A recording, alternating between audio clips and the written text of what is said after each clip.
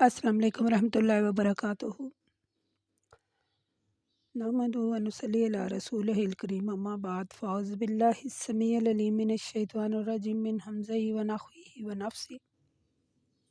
Rabbi इश्रह ली सदरी व यस्सिर ली अमरी वहलुल उक़दतम मिन लिसानी यफ़क़हू क़ौली। Rabbi ज़िदनी इल्मा rabbi ज़िदनी इल्मा rabbi ज़िदनी इल्मा। आज हम सूरह मोहम्मद सल्लल्लाहु अलैहि वसल्लम पढ़ेंगे। इसका नाम सूरत क़ताल भी है, इसको सूरत क़ताल भी कहा जाता है। इस सूरत में और सूरत फ़तह में ये आपस में दोनों जोड़े की सूरत में है, ये दोनों सूरतें। बेसिक में सूरह मोहम्मद सल्लल्लाहु अलैहि वसल्लम में हमने सूरह बकरा के 40 रुकू पढ़े, उनमें हमने जंग के हालात पढ़े। तो इसमें भी कुछ ऐसी ही बातें हमें सीखने को मिलेंगी। इस सूरत की एक और इसमें आप देखेंगे कि ये कोई हरूफ मुक़त्तआत से सूरत शुरू नहीं हो रही है। मतलब बाकी जो सूरतें जब शुरू हो तो हा मीम अलिफ लाम मीम या ता सीन नून ऐसे के लफ्ज़ों से, यानी उस हरूफ मुक़त्तआत से सूरतें शुरू होती हैं। इसमें ऐसा कोई सिलसिला नहीं है। एक बात दूसरी ये है कि दूसरी सूरतों में हम पढ़ते हैं, अल्लाह ताला कहते हैं जब सूरत का एंड हो, यानी उसमें एक तसलसल होता है, वह हुवल अज़ीज़ुल हकीम वह हुवर रहमान रहीम वह हुवर रऊफ़ुर रहीम। ऐसी सूरतें, यानी उनका जो एंड है ऐसी आयत से होता है। इसमें ऐसा भी कोई सिलसिला नहीं है। इस सूरत में कहीं भी आप नहीं देखेंगे कि इस सूरत में कहीं कोई आयत जब ख़त्म हो तो ऐसे के अल्फाज इस सूरत में इस्तेमाल नहीं हुए हैं, और ना ही ये हरूफ मुक़त्तआत से सूरत शुरू हुई है। इसमें हम सूरत मोहम्मद सल्लल्लाहु अलैहि वसल्लम में इसमें हम हक़ और बातिल और जंग के बारे में ही पढ़ेंगे, मुनाफ़िकीन के। सवाल ये नहीं है, हम सूरत बकरा में हमने इसके बारे में पढ़ा, दूसरी सूरतों में पढ़ा, लेकिन सूरत बकरा के जो 40 रुकू थे उनमें हमने यही पढ़ा। तो ये मुझे लगता है बेसिक में ये सूरत जो है, यानी इसमें जो जंग के हैं वो बिल्कुल उस जैसे हैं जैसे सूरत बकरा में कानून थे। तो इसमें भी हम कुछ ऐसा ही पढ़ेंगे। तो इसमें ये दो बातें मुख्तलिफ थी। मुनफरिद है ये सूरत दूसरी सूरतों से, यानी इसमें कोई हरूफ मुक़त्तआत से शुरू नहीं हुई, या सूरतों के एंड में कोई ये नहीं कहा गया कि जैसे अभी मैंने आपको बताया, यानी ये दूसरी सूरतों से, इसलिए ये थोड़ी सी मुनफरिद है। चलिए पढ़ते हैं, शुरू करते हैं। बिस्मिल्लाहिर्रहमानिर्रहीम। अल्लज़ीना कफ़रू वसद्दू अन सबीलिल्लाहि वज़ल्ला अमालहुम वल्लज़ीना आमनू वअमिलुस्सालिहाति वआमनू बिमा नुज़िला अला मुहम्मदिन व हुवल हक़्क़ु मिन रब्बिहिम कफ़रअनहुम सय्यातिहिम वअस्लह बालिहिम ज़ालिका बिअन्नल्लज़ीना कफ़रू अत्तबिउल बातिल व अन्नल्लज़ीना आमनू अत्तबिउल हक़्क़ मिन रब्बिहिम कज़ालिका युदरिबुल्लाहु लिन्नासि अमसालहुम। जिन लोगों ने कुफ़र किया और लोगों को अल्लाह के रास्ते से रोका, अल्लाह उनके अमल बर्बाद कर देगा। और जो लोग ईमान लाए और जिन्होंने नेक अमल किए, ये किताब उन पर नाजिल हुई है और उनके रब की तरफ से हक है। अल्लाह उनके गुनाहों को दूर कर देगा और उनकी हालत की इस्लाह भी फरमाएगा। ये इसलिए कि जिन लोगों ने कुफ़र किया उन्होंने बातिल की पैरवी की, और जो लोग ईमान लाए उन्होंने हक की पैरवी की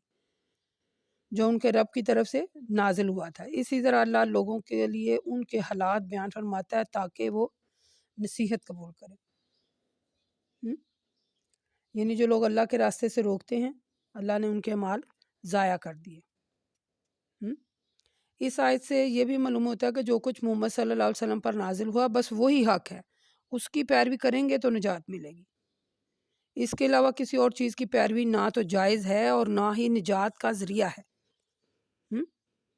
सिर्फ़ और सिर्फ मोहम्मद सल्लल्लाहु अलैहि वसल्लम की पैरवी करें। फ़इज़ा लक़ीतुमुल्लज़ीना कफ़रू ज़रबर रिक़ाब,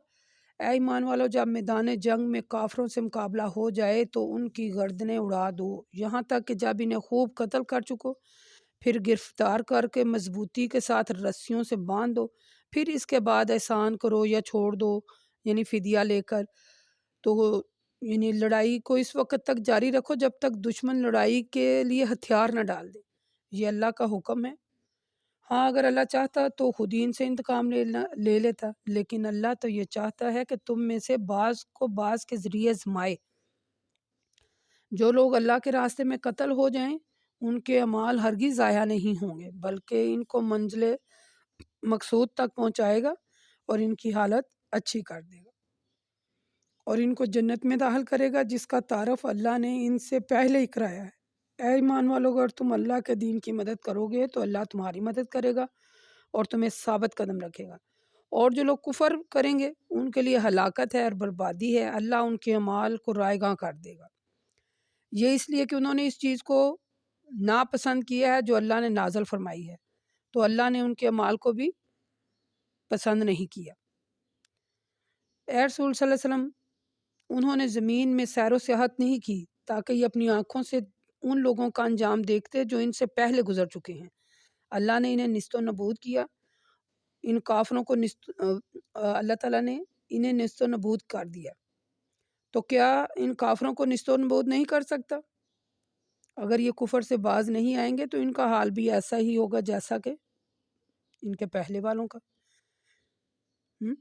ذالک بأن اللہ مولا الذین آمنوا وان الکافرین لا مولا لہم۔ یہ بڑی اہم آیت ہے۔ یہ اس لیے کہ جو لوگ ایمان لائے اللہ ان کا دوست ہے، اور جو لوگ کافر ہیں ان کا کوئی دوست نہیں ہے۔ یہاں ہم نے ایک بار پھر وہی دوبارہ یاد پڑھی، ہم نے سورۃ انفال میں بھی اس کے بارے میں پڑھا تھا، سورۃ بقرہ سے ملتی جلتی ہے۔ آپ جب اس کا ترجمہ سنیں گے تو آپ کو پتہ چل جائے گا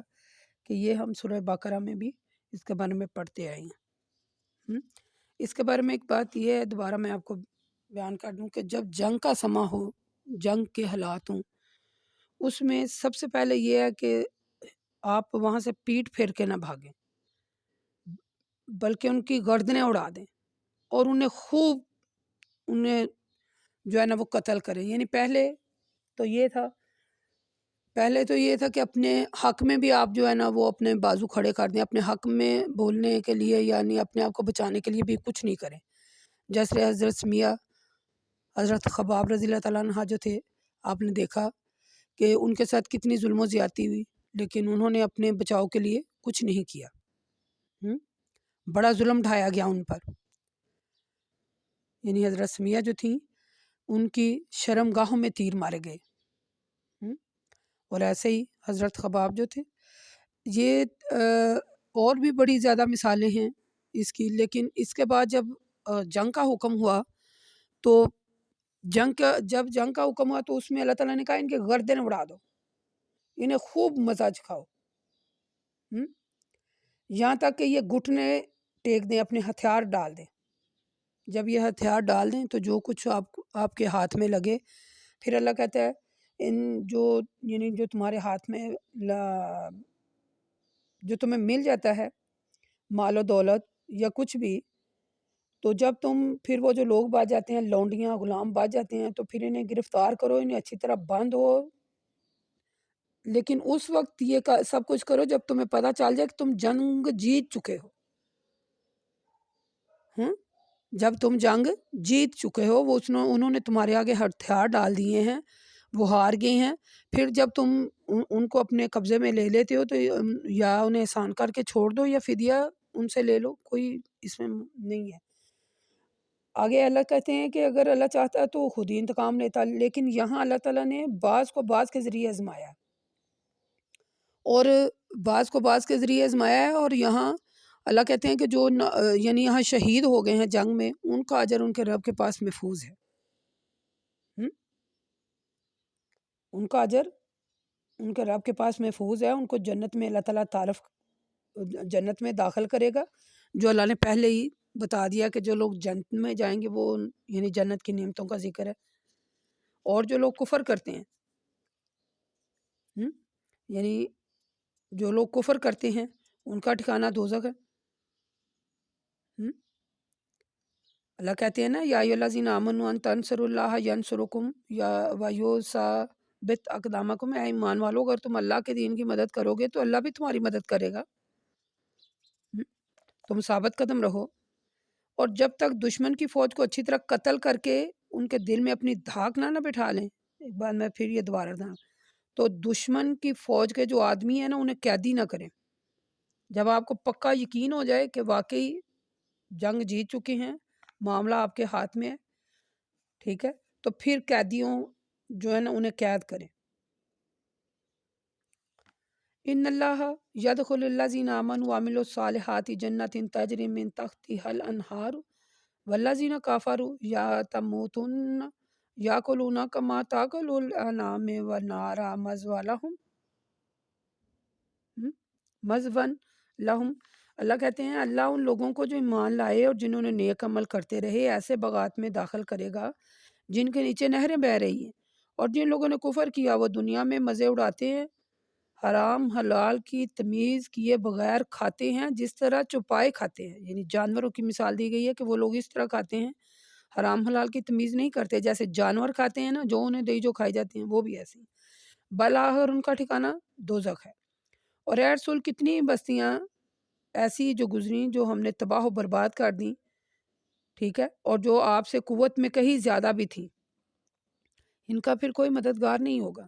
تو کیا جو شخص اپنے رب کی کھلی دلیل پر قائم ہو ان لوگوں جیسا ہو سکتا ہے جن لوگوں کے برے عمل ان کے لیے مزین کر دیے اور وہ اپنی خواہشات کی پیروی کر رہے ہیں؟ جنت جس کا وعدہ متقیوں سے کیا گیا ہے، اس کی صفت یہ ہے کہ اس میں پانی کی نہریں ہیں جس میں کبھی بو نہیں آئے گی، دودھ کی نہریں ہیں جس کا مزہ خراب نہیں ہوگا، شراب کی نہریں ہیں جو پینے والوں کے لیے بڑی لذت بخش ہوں گی، اور صاف شفاف شہد کی نہریں ہیں۔ کتنی نہریں ہیں؟ یہ جنتیوں کا ذکر ہو رہا ہے کہ جو لوگ جنت میں جائیں گے اور جو لوگ متقی لوگ جنت میں جائیں گے، فیہا انہر من ما، یعنی اللہ کہتے ہیں کہ 4 قسم کی نہریں ہیں، یہ آپ بات جو ہے اس کو نوٹ کر لیں، 4 قسم کی نہریں ہیں جنت میں۔ جنت جو ہے وہ متقیوں کے لیے ہے، متقیوں کے لیے جنت ہے، اس میں نہریں بہہ رہی ہیں پانی کی، دودھ کی، شراب کی اور شہد کی، اور اس میں ہر قسم کے پھل ہوں گے اور ان کے رب کی مغفرت بھی ہوگی۔ کیا یہ لوگ ان جیسے ہو سکتے ہیں جو لوگ ہمیشہ دوزخ میں رہیں گے؟ دوزخ میں رہنے والے جو لوگ ہیں ان کو گرم پانی پلایا جائے گا جو ان کی انتریوں کو کاٹ ڈالے گا۔ یہاں اللہ تعالیٰ نے جنتیوں کے لیے جو نعمتیں ہیں ان کا ذکر کیا، اور پھر آخر میں دوزخیوں کا کہ ان کے لیے کھانا کون سا ہوگا۔ وَمِنْهُم مِّن يَسْتَمِعُ إِلَيْكَ حَتَّىٰ إِذَا أَخْرَجُوا مِنْ عِندِكَ قَالُوا لِلَّذِينَ أُوتُوا الْعِلْمَ مَاذَا قَالَ، اور اے رسول ان لوگوں میں سے بعض ایسے ہیں جو بظاہر بڑے غور سے آپ کی بات سنتے ہیں، لیکن جب آپ کے پاس سے باہر نکلتے ہیں تو ان لوگوں سے جن کو علم دیا گیا ہے پوچھتے ہیں انہوں نے ابھی کیا کہا تھا۔ یہی لوگ ہیں جن کے دلوں پر اللہ نے مہر لگا دی ہے، اب وہ اپنی خواہشات کی پیروی کر رہے ہیں۔ اور جو لوگ ہدایت یافتہ ہیں وہ جب آپ کی بات سنتے ہیں تو اللہ ان کی ہدایت کو اور بڑھا دیتا ہے، یعنی ان کے تقوی میں مزید اضافہ کرتا ہے۔ اور اے رسول کیا یہ لوگ اس بات کے منتظر ہیں کہ قیامت اچانک ان پر واقع ہو جائے گی؟ تو اس کی نشانیاں تو وہ پہلے دیکھ ہی چکے ہیں، وہ جب آ جائے گی تو پھر انہیں نصیحت کہاں ہوگی؟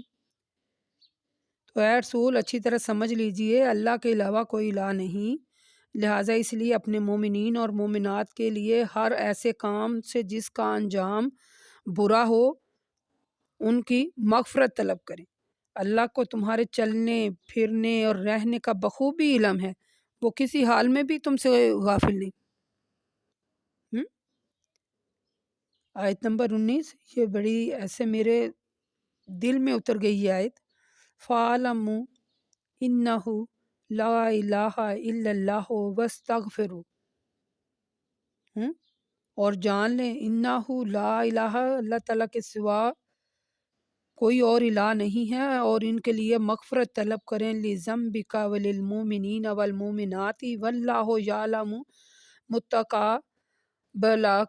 وَمَثْوَاكُمْ۔ دیکھیں اللہ مومنین اور مومنات جو بندے ہیں، اللہ کو ان کا بخوبی علم ہے۔ اللہ کہتا ہے تمہارے چلنے پھرنے اور رہنے کا بخوبی علم ہے اس کو، وہ کسی حالت میں بھی تم سے غافل نہیں۔ پھر وہ کسی حالت سے غافل نہیں، تو پھر انسان پتہ نہیں کدھر جا رہا ہے، کیا کر رہا ہے۔ یہ جن لوگوں نے اپنی خواہشات کی پیروی جو لوگ کرتے ہیں، اللہ تعالیٰ نے اپنی آیات کھول کھول کر بیان کر دی ہیں۔ پہلے ہم نے وہ پڑھا نا سورۃ بقرہ میں کہ جو لوگ کفر کرتے تھے، کافر تھے جو لوگ، یعنی کافر جو مذاق اڑایا کرتے تھے، ہم نے سورۃ بقرہ میں پڑھا نا کہ کافروں کے لیے دنیا کی زندگی کو مزین کر دیا ہے۔ جب وہ ایمان والوں کو دنیا کے لحاظ سے خوشحال نہیں نہ دیکھتے تو ان کا مذاق اڑاتے ہیں، کہتے ہیں ایمان لائے ہیں تو دنیا کی خوشحالی کوئی حقیقت نہیں رکھتی، اصلی خوشحالی تو آخرت کی ہے، یعنی قیامت کے دن متقی لوگ ان سے برتر ہوں گے، انہیں برتری حاصل ہوگی متقی لوگوں کو۔ تو دنیا جو ہے، یعنی دنیا کی خوشحالی، دنیا میں تو کچھ بھی نہیں، دن تو گزر ہی جائیں گے، ٹھیک ہے، دن تو گزر ہی جاتے ہیں۔ تو جو کافر مذاق اڑاتے تھے کہ اگر یہ مان لائے ہیں تو، یعنی اس آیت کا لب لباب یہ ہے کہ جو کافر جو تھے وہ کہتے ہیں یہ مان لائے ہیں تو انہیں دنیا کی زندگی ان کے لیے مزین کر دی جائے، یہ بھی خوش باش رہے، لیکن وہ آخرت کو ترجیح دیتے تھے۔ تو جو کافر ہیں وہ دنیا کو ترجیح دیتے ہیں۔ اللہ کہتے ہیں جو کافر دنیا میں نیک عمل کرتے ہیں یا نیک کام کرتے ہیں اس کا اجر انہیں دنیا میں ہی دے دیا جاتا ہے، اور آخرت میں ان کے لیے کوئی ان کا حصہ نہیں ہے۔ ایسے ہی جو لوگ متقی ہیں ان کو اللہ دنیا میں بھی دیتا ہے اور آخرت میں بھی دیتا ہے، آخرت میں ان کا بہت بڑا حصہ ہے۔ ٹھیک ہے، وَيَقُولُ الَّذِينَ آمَنُوا لَوْلَا نُزِلَتْ سُورَةٌ فَإِذَا أُنزِلَتْ سُورَةٌ مُحْكَمَةٌ وَذُكِرَ فِيهَا الْقِتَالُ رَأَيْتَ الَّذِينَ فِي قُلُوبِهِم مَرَضٌ يَنظُرُونَ إِلَيْكَ نَظَرَ، اللہ کہتے ہیں اور اے رسول صلی اللہ علیہ وسلم ایمان والے کہتے ہیں کہ جنگ کے متعلق کوئی صورت کیوں نازل نہیں ہوئی؟ تو جب ان کی خواہش کے مطابق ایسی صاف اور واضح صورت جس میں جنگ کا ذکر ہوتا نازل ہوتی تو جن لوگوں کے دلوں میں نفاق کی بیماری ہے آپ ان کو دیکھتے کہ وہ آپ کی طرف اس شخص کی طرح دیکھ رہے ہوتے ہیں جس طرح وہ شخص جس پر موت کی غشی طاری ہو، ان لوگوں کے لیے بڑی خرابی ہے۔ یعنی جن لوگوں جو بظاہر تو ایمان رکھتے تھے، ہم نے یہ آیتیں پڑھی نا سورۃ بقرہ میں کہ بظاہر تو وہ ایمان لاتے ہیں تو کہتے ہیں جی ہم ایمان لائے ہیں، اور جب دوسروں کے سامنے جاتے ہیں تو کہتے ہیں ہم تو ایمان نہیں لائے، ہم تو یوں ہی مذاق کر رہے تھے۔ تو جب انہوں نے کہا نا کہ جنگ کے بارے میں کوئی صورت نازل کیوں نہیں ہوئی، تو جب جنگ کے بارے میں صورتیں نازل ہوتی تو وہ ایسے دیکھتے جیسے ان پر موت کی غشی طاری ہو گئی ہے۔ آگے اللہ کہتے ہیں اگر یہ لوگ رسول کی اطاعت کریں، اچھی بات کہیں، اور جب لڑائی کی بات پختہ ہو جائے تو اللہ سے کیے ہوئے وعدے کو سچ کر دکھائیں تو انہی کے لیے اچھا ہے۔ اور اے منافقو اگر تم لڑائی سے منہ موڑو تو تم میں سے کوئی بعید نہیں کہ تم زمین میں فساد برپا کرو گے اور رشتوں کو توڑ ڈالو گے۔ یہی لوگ ہیں جن پر اللہ نے لعنت کی ہے اور ان کو حق بات سننے سے اندھا اور بہرا کر دیا ہے۔ تو آخر یہ لوگ قرآن پاک میں غور کیوں نہیں کرتے؟ کیا ان کے دلوں پر تالے لگے ہوئے ہیں؟ بے شک جو لوگ ہدایت کے ظاہر ہو جانے کے بعد الٹے پاؤں گمراہی کی طرف لوٹ گئے ہیں، شیطان نے یہ کام ان کو اچھا کر کے دکھایا اور انہیں بڑی امیدیں دلائی ہیں۔ یہ سب کچھ اس لیے ہے کہ جو لوگ اللہ کی نازل کردہ کتابوں کو ناپسند کرتے ہیں، یعنی یہودی، انہوں نے کہا تھا نا کہ بعض کاموں میں ہم تمہارا مشورہ مانیں گے اور بعض میں نہیں مانیں گے۔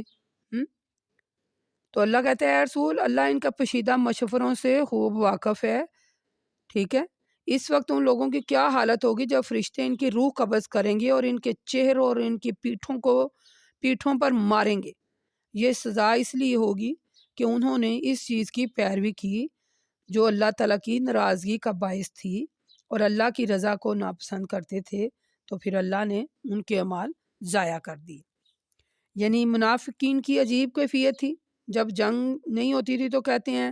کہ جنگ کی تمنا کرتے تھے اور بڑھ چڑھ کر جنگ کرنے کا وعدہ کرتے تھے، اور جب جنگ ہوتی تو پیٹ پھیر کر بھاگ جاتے تھے اور ان پر خشی طاری ہو جاتی، کوئی کچھ کہتا، یعنی ان کے دلوں میں نفاق تھا بیچ میں، تو کہتے کہ صلح صفائی سے کیوں نہ ہم کام کر لیں یہ اور وہ، یہ دل میں نفاق تھا نا، یعنی دل بیسک میں ان کے دل میں نفاق تھا جب وہ یہ باتیں کرتے تھے کہ ہمیں خون ریزی کی ضرورت نہیں ہے، ہم ایسے ہی صلح صفائی سے کام کر لیتے ہیں، یہ دل میں نفاق تھا۔ بظاہر تو وہ بات صحیح کر رہے لیکن اللہ جانتا ہے، ٹھیک ہے، اس لیے اب باتیں ہائی لائٹ ہوتی ہیں کہ ان کے دل میں نفاق تھا، وہ جنگ نہیں تھے چاہتے، اس لیے تو یہ آیت نازل ہوئی کہ جب وہ جنگ نہیں ہوتی تھی تو کہتے ہیں ہم جنگ کرتے ہیں، ہم وعدہ کرتے ہیں، جب جنگ ہوتی تو پیٹ پھیر کر بھاگتے اور ان پر ایسی غشی تاری ہوتی جیسے مثلا وہ جیسے ابھی ہم نے پڑھا نا کہ موت جیسی کیفیت ان پر طاری ہو جاتی۔ بات یہ ہے کہ شیطان انسان کو بہکا کر جو برے کام کرنے کی ہدایت دیتا ہے نا، بلکہ ہدایت ہی نہیں دیتا بلکہ بڑی بڑی امیدیں بھی دلاتا ہے۔ وہ کہتا ہے کہ تم نے یہ کام کیا تو تمہیں بہت بڑے زیادہ فائدے ہوں گے۔ ہم نے سورۃ نساء میں پڑھا تھا یہ ساری تفسیر اس کی۔ ام حسب الذین فی قلوبہم مرض، اے رسول کیا جن لوگوں کے دلوں میں مرض ہے وہ یہ سمجھتے ہیں کہ اللہ نے ان کے کینوں کو ظاہر نہیں کیا؟ ابھی میں نے آپ کو بتایا نا کہ ان کے دل میں کینہ تھا۔ اور اے رسول اگر ہم چاہیں تو ان لوگوں کی صورت آپ کو دکھا دیں، پھر آپ ان کو ان کے چہروں ہی سے پہچان لیا کریں گے، لیکن اس کی کوئی خاص ضرورت نہیں ہے۔ اس کی کوئی خاص ضرورت نہیں ہے۔ واللہ یعلم اعمالہم وَلَنَبْلُوَنَّکُمْ حَتَّى نَعْلَمَ الْمُجَاہِدِینَ مِنکُمْ وَالصَّابِرِینَ وَنَبْلُوَکُمْ أَخْبَارَکُمْ ان الذین کفروا وصدوا عن سبیل اللہ وشاقوا الرسول من بعد ما تبین لهم الہدی لن يضروا اللہ شیئا وسيحبط اعمالهم یا ایھا الذین آمنوا اطیعوا اللہ واطیعوا الرسول ولا تبطلوا اعمالکم ان الذین کفروا وصدوا عن سبیل اللہ ثم ماتوا وهم کفار فلن یغفر اللہ لهم۔ اللہ کہتے ہیں کیا آپ ان کو ان کی طرز گفتگو ہی سے پہچان لیں گے؟ اور اے لوگو اللہ تمہارے اعمال سے بخوبی واقف ہے، اور اے ایمان والو ہم ضرور تمہاری آزمائش کریں گے یہاں تک کہ ہم تم میں سے جہاد کرنے والوں اور ثابت قدم رہنے والوں کو ان کے اعمال سے نہ جان لیں اور تمہارے حالات کی جانچ نہ کر لیں۔ جن لوگوں کو ہدایت ظاہر ہو جانے کے بعد جنہوں نے کفر کیا، اللہ کے راستے سے انہیں روکا اور رسول کی مخالفت کی، اور وہ اللہ کا کچھ نہیں بگاڑ سکیں گے، اللہ ان کے تمام اعمال کو ضائع کر دے گا۔ اور اے ایمان والو اللہ کی اطاعت کرو، رسول کی اطاعت کرو اور اپنے اعمال کو ضائع نہ کرو۔ جن لوگوں نے کفر کیا اور لوگوں کو اللہ کے راستے سے روکا پھر وہ کفر ہی کی حالت میں مر گئے تو اللہ ان کو ہرگز نہیں بخشے گا۔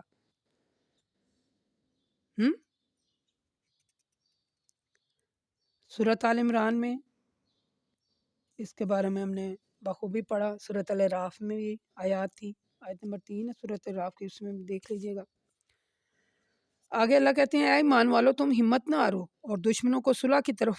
نہ بلاؤ، اور اس بات کو یاد رکھو کہ تم غالب رہو گے، اس لیے کہ اللہ تمہارے ساتھ ہے، وہ ہرگز تمہارے اعمال کو کم نہیں کرے گا اور تمہاری جو جد و جہد ہے وہ بیکار نہیں جائے گی۔ انما الحیات الدنیا، اے لوگو دنیا کی زندگی تو بس کھیل تماشا ہے، پھر اس پر بھروسہ نہ کرو، اور اگر تم ایمان لے آؤ اور تقوی اختیار کرو تو اللہ تم کو تمہارے اجر دے گا اور تم سے تمہارے مال اپنے لیے طلب نہیں کرے گا۔ اگر وہ تم سے اپنے لیے مال طلب کرے اور بار بار اپنے سوال کو دہرائے تو تم بخیل ہو، بخل کر رہے ہو تم،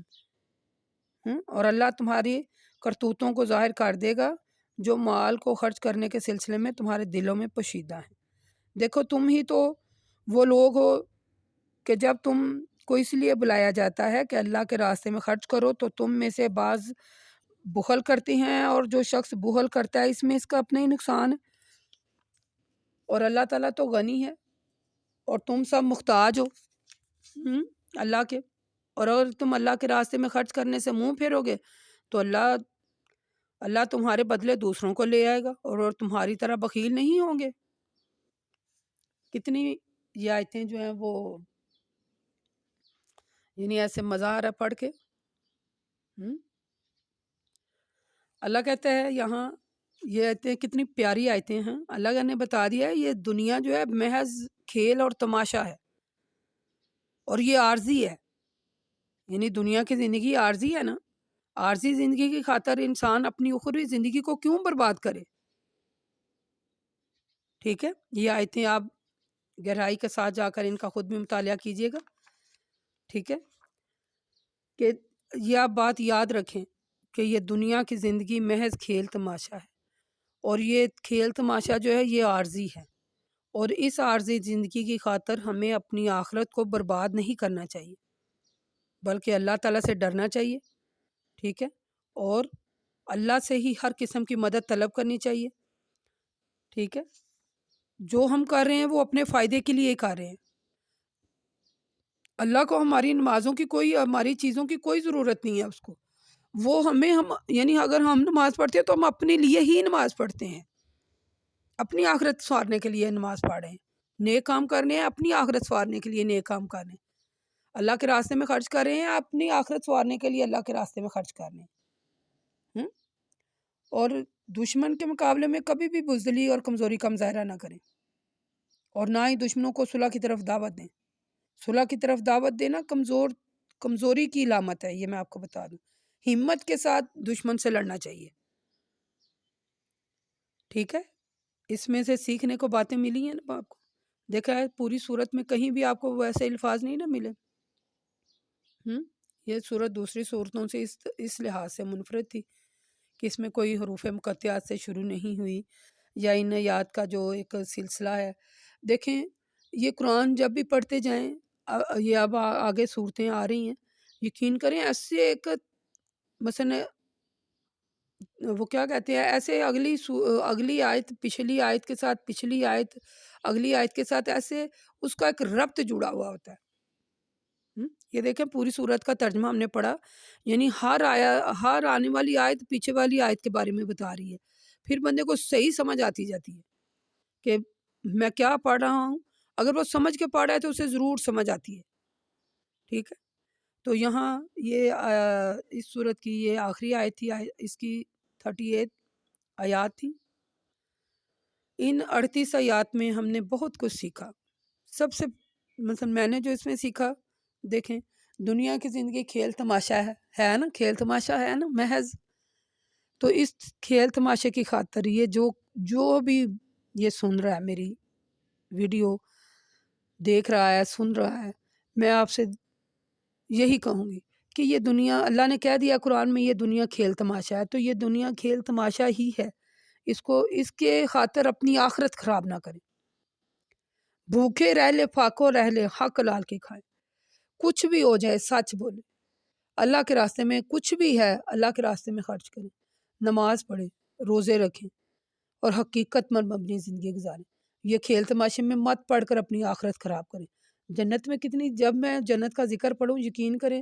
ابھی ایسے ہی لگتا ہے جیسے کہ وہی ہے، یعنی جب میں پڑھتی ہوں تو اتنا مجھے سکون ہوتا ہے کہ جنت اللہ نے بنائی ہے، تو